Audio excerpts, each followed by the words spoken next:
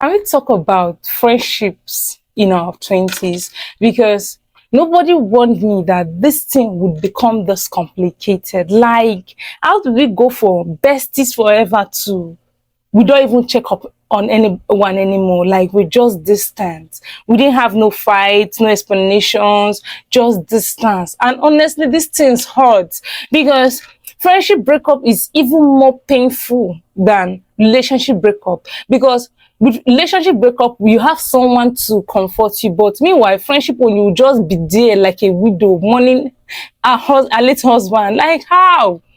And you know what's even more crazier? Sometimes that person is still in your life.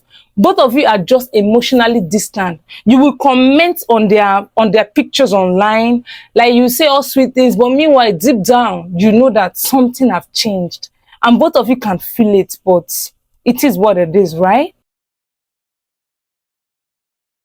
Hi guys, welcome back to Let's Talk with UK, your safe space for real conversations, honest opinions, and everything life in between. If it's your first time here, I'm your host Ikere, and I would like it if you click on that subscribe button and turn on the post notification bell to be notified when next I post a new video. So today we'll be talking about friendships in your 20s, the jealousy, the distance, the fake love, the royalty issues, outgrowing people, and honestly the silent heartbreak behind adult friendships.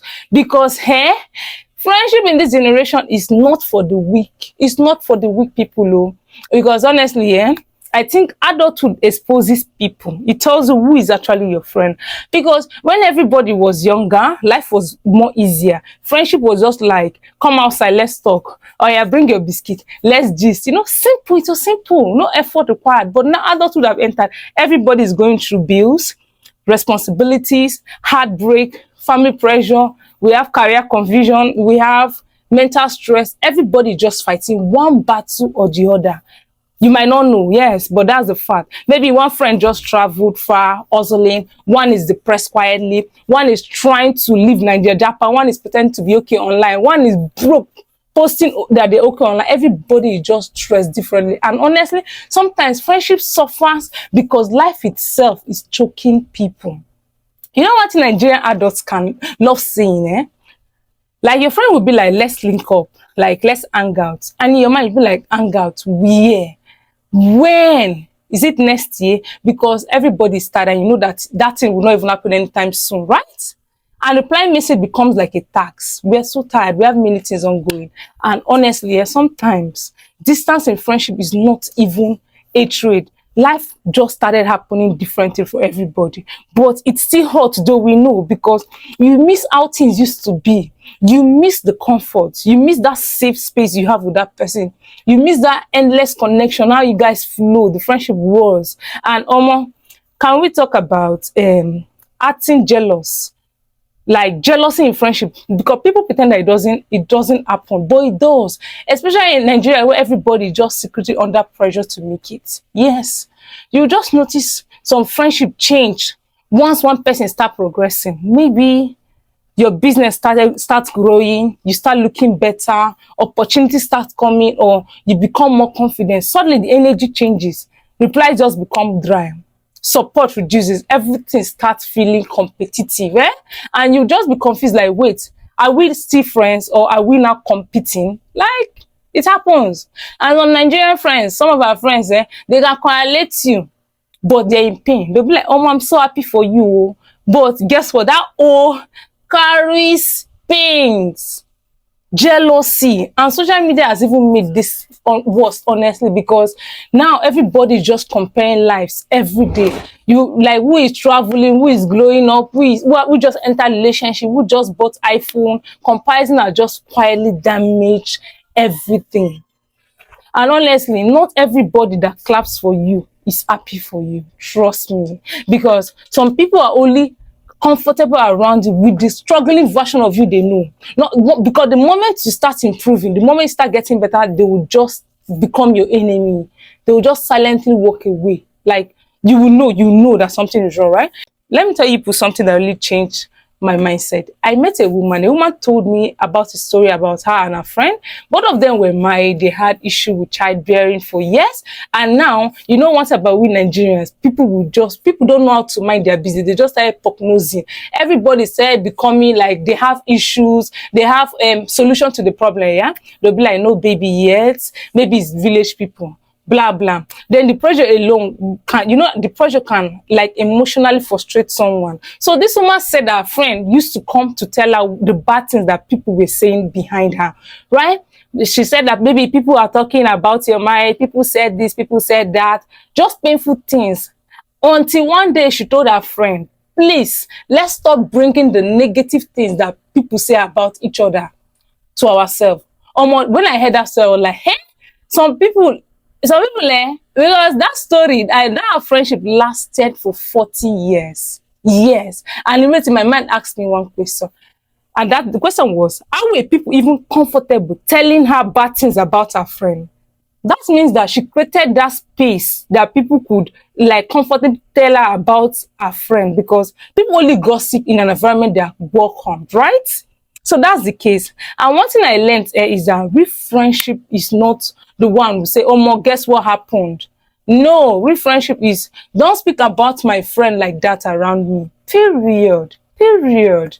Don't hear gossip about your friend, right? Some Nigerians honestly behave like walking blogs. Breaking news everywhere. They'll come and hear one latest gist. So every day they will just be telling you negative things. At some point, your mental health will just start feeling like, I need to walk out of this. Is this person actually my friend? Because honestly, every information does not deserve delivery. Because some people don't bring information that will help you, right? They just bring something to plant insecurity in you, and then gradually you feel like that friendship is becoming toxic. So that woman's story honestly taught me something mature. Protecting your friend's peace is also royalty. Not every insult deserves transmission. Not every gossip deserves audience. And honestly, that's one of the deepest friendship lessons I have learned. Yes, because one-sided friendship can just drain somebody emotionally, especially when you are always the person checking up on them, you're always the listener, you're always emotionally available for them. Meanwhile, when you are down, nobody checks up on you. You just spend hours comforting people, like when they are going through heartbreak, their family problems, financial stress, no matter what the problem is. But the moment you're just struggling, everybody just becomes unavailable. You just feel like you're alone. Yes, you tell somebody that I'm tired, I'm going through this or that. They will just say, hey, yeah, stay strong. Stay strong. How? If I wanted to be strong, why would I come to tell you my problem? Am I a generator?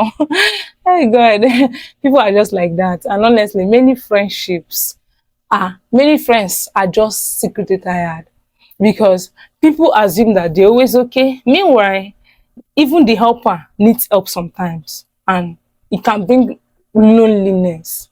Yeah, because genuine friendships now is just very rare. And honestly, that's scary, because fake vibes are too common. Some people will laugh with you, they'll take pictures with you, they'll call you bestie publicly, then they'll gossip about you elsewhere behind you. Adult friendship can just humble somebody like that, because that's how friendship now has become. You can't tell who is really your friend. And you tell me why you tell your friend a secret, but they cannot keep it anymore. You will tell one person something privately, then the next thing you will hear that same thing from somebody else saying, I heard. You heard from where? From whom? Hey, people and gossip, sha. And then remember that real royalty is not loud. Sometimes royalty is simple.